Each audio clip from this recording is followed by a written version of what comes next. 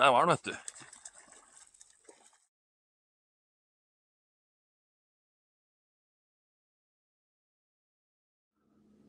Hallo, folkens. I dag er det fiskedag, og i dag er det en helt aldeles nydelig dag. Det er søndag 9. mars, og jeg ligger ved Bergsholmen i Lysefjorden. Det er meldt 15 grader i dag. Det er vel en 12-13 nå.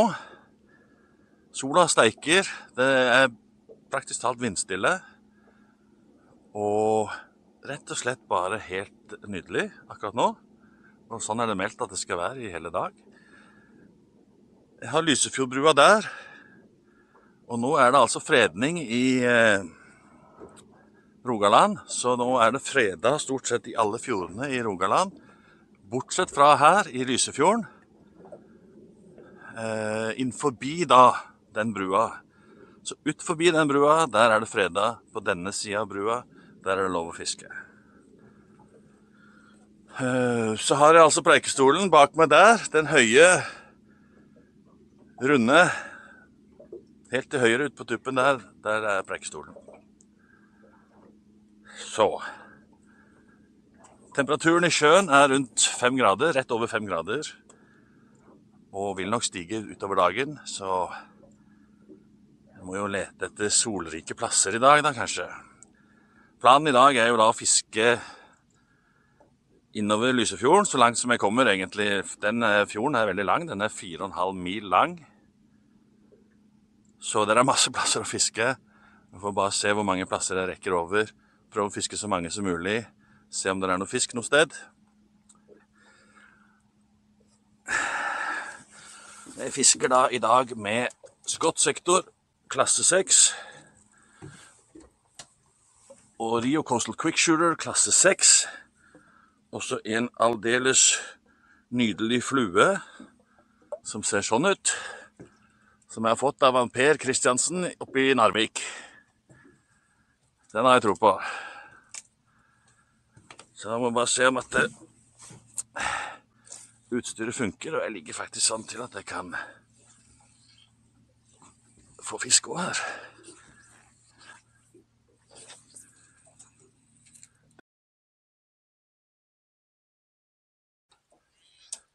Det er jo da full fjære cirka nå.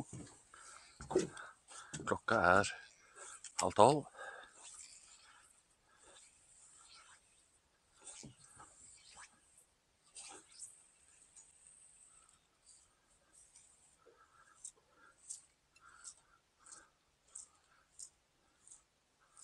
Det er krystallklart vann. Det er jo ikke helt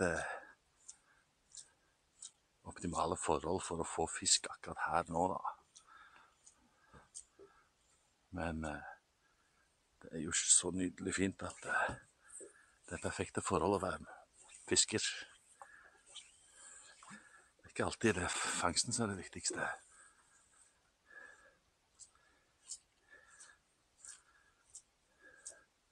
Jeg skal ta dere litt høyere opp, så dere også ser litt av bånden uti her, for det er jo så fint.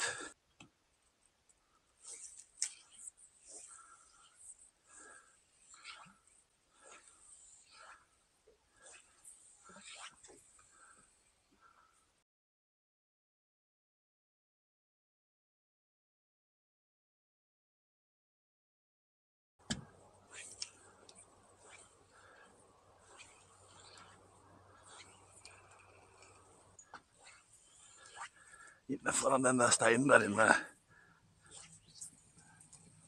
Der. Det er ofte for fisk. Ingenting.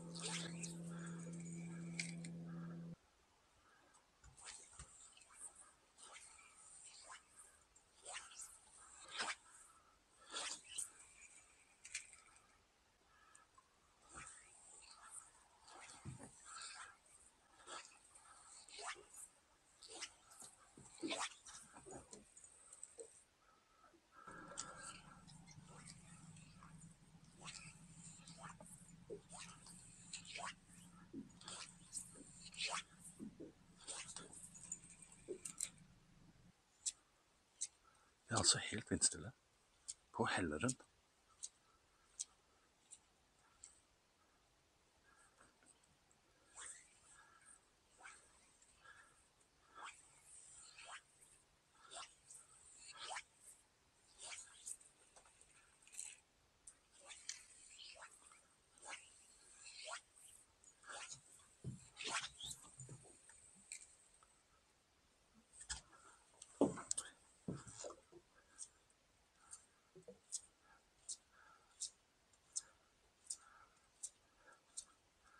Kan ikke se at det er noen som fisker bortpå der. Det der var, altså jeg snakker om der borte. Det der var jo en plass, det var mye folk som fisket før. Men nå er det stort sett aldri folk der, altså. På en dag som dette. Det burde vært folk der nå.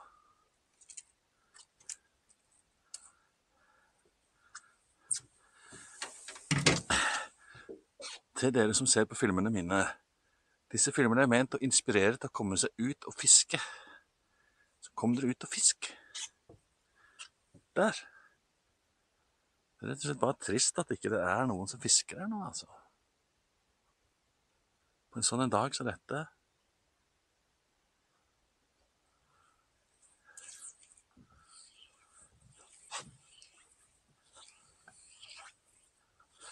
Det er jo fint for meg, for da får jo jeg ha hele Helleren for meg selv her nå, men jeg skulle gjerne delta med noen, jeg, altså.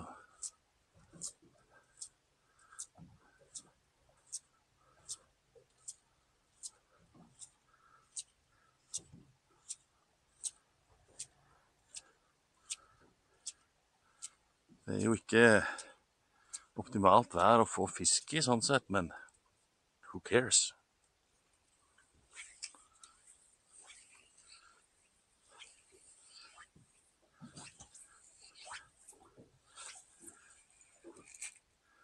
Definitivt optimalt vær å være ute i og kaste og kose seg og pytt om det ikke blir så mye fisk da. Der baker det i hvert fall noe bak meg, langt ute, det er ute i matbakken det. Det må ha vært noe med litt størrelse på det. Så fisken er jo sky og er jo redd for å komme innpå her nå. Det er klart han er det, altså, men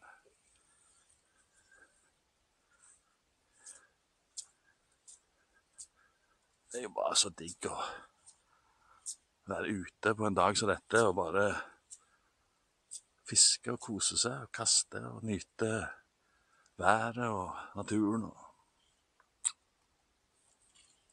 Og kanskje få en fisk eller to, eller 10, hvem kveit.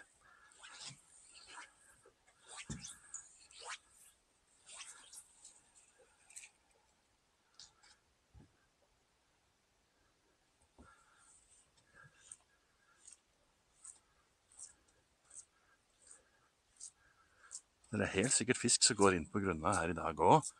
Det er gjerne ikke like langt inn på grunna som man kan være andre dager. Han er gjerne ikke like lenge inn på. Han går inn noen kjappe turer og jager litt, og så går han ut igjen. Men treffer du på en av de, så tar han sannsynligvis.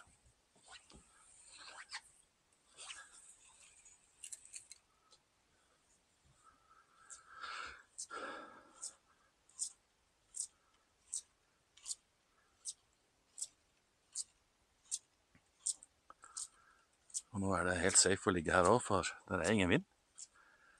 Det er sjelden at det er så stille her på Helleren, altså midt på dagen. Hva er klokka? 1. Midt på dagen, aldeles vindstille på denne mest forblåste plassen i hele fjorden, i hvert fall. Om ikke i fylket.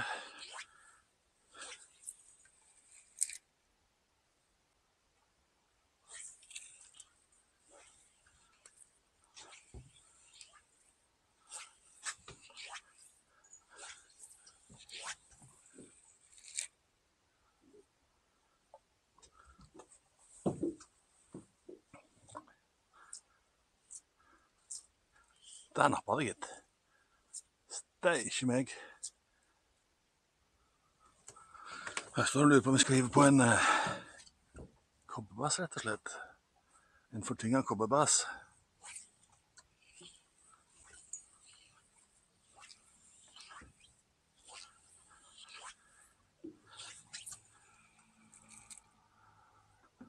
Ja, nå skal jeg rett og slett prøve meg med en kobberbass.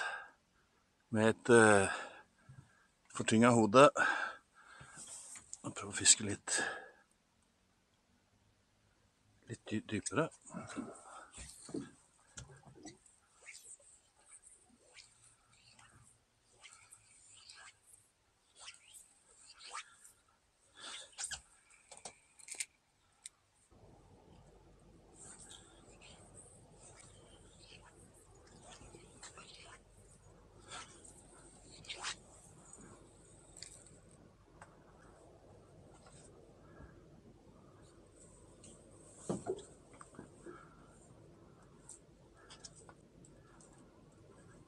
Der var det fisk. Rett bak båten.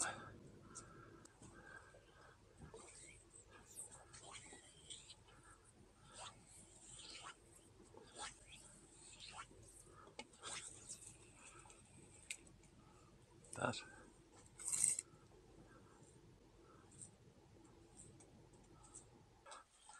Nei, vi får komme oss videre, tror jeg. Jeg har brukt for mye tid her allerede. Jeg tenker vi skal komme tilbake igjen her. Og sannsynligvis avslutte turen her da, i 60 kanskje.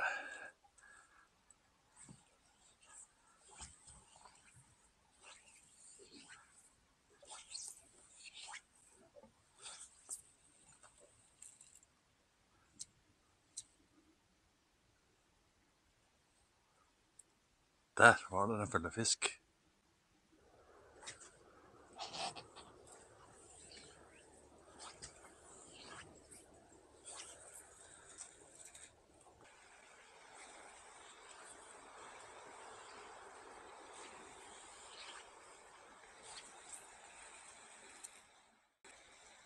Der nappet det gitt. Følte ikke med, men jeg ser ringen der ute. Der nappet det igjen. Der var det en følgefisk etter. Der er den. 2. Det var 2. Minst 2.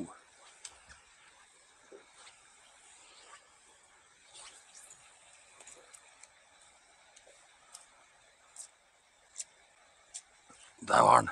Igjen.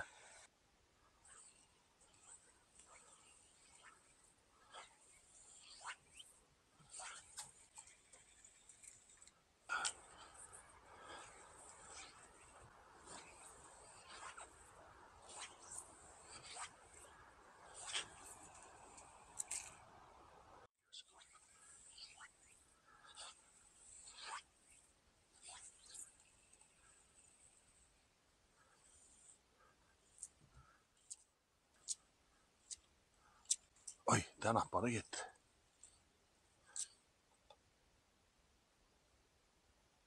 Ha, der er det 2 følgefisker. Altså denne lille vika her, det er den beste tidlige plassen i hele Lysefjorden. Hvis det ikke er fisk her nå, da tror jeg ikke det er noe håp, altså. Å få noe i dag.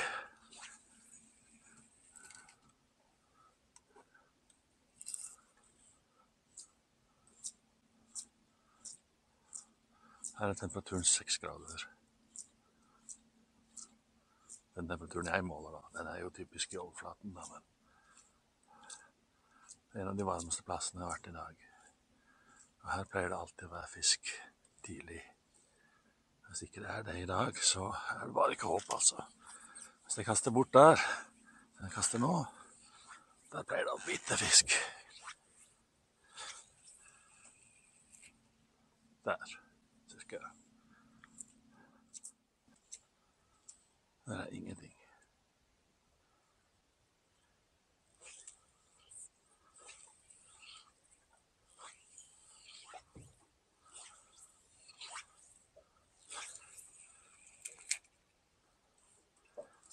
Snodig.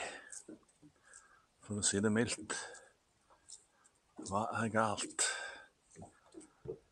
Enten så er det for kaldt, og temperaturen litt nede i vannet er ennå iskald.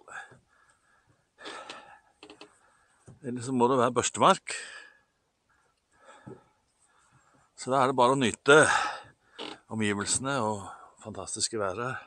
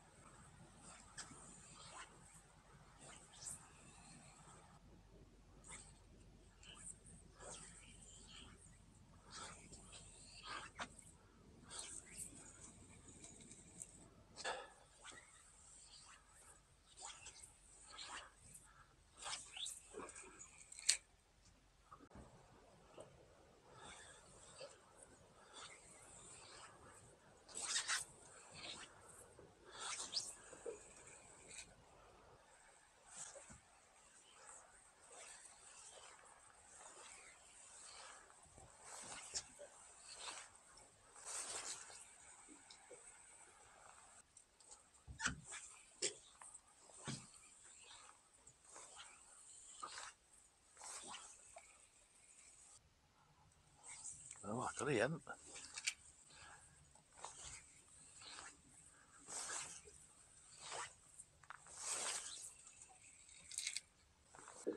Jeg har fått på en ny tippet. Også en liten vaskebjørn. Og se om det er noen som vil bite på det heller.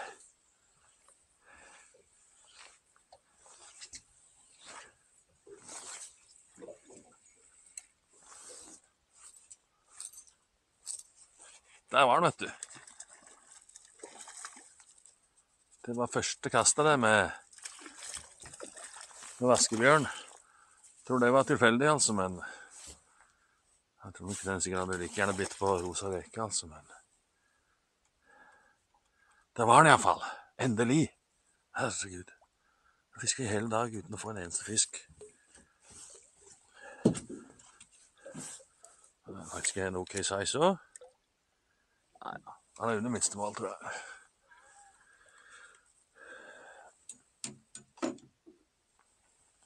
Ja, du har slukt nå, du, kompis. Du er rundt minstemål. Kanskje. Skal vi se, for den du blør som pokker, du. Jeg tror du må bli med hjemme, kompis, for jeg får ikke den ut, og du blør. Han er sikkert under minstemål, da, men det var ikke noe jeg kunne gjøre med den der, altså. Dessverre. Det var jo gøy å få en fisk, da. Endelig. Da ble det ikke blanking i hvert fall i dag. Nå er det på det.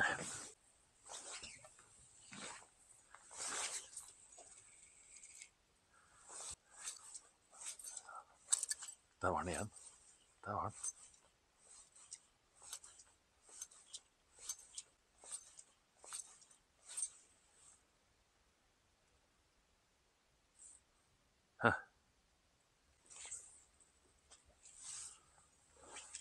Der var den søren meg igjen, altså.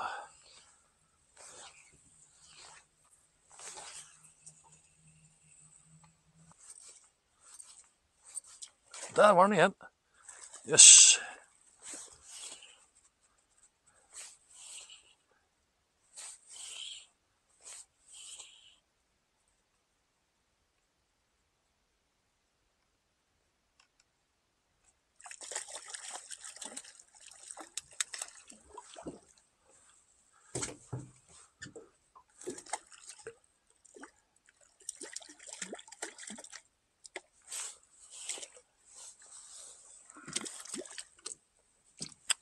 Du har slukt den, ser det ut som.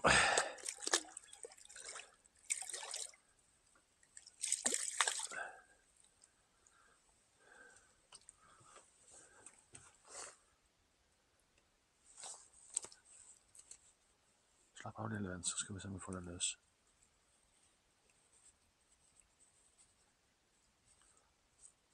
Nei.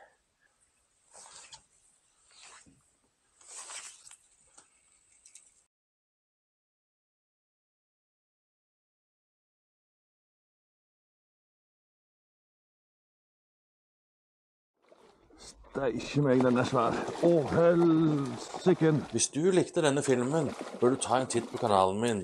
Svær følgefisk, ja. Å, helsiken. Og hvis du liker det du ser, så håper jeg at du abonnerer på kanalen og blir med meg videre på nye fisketurer.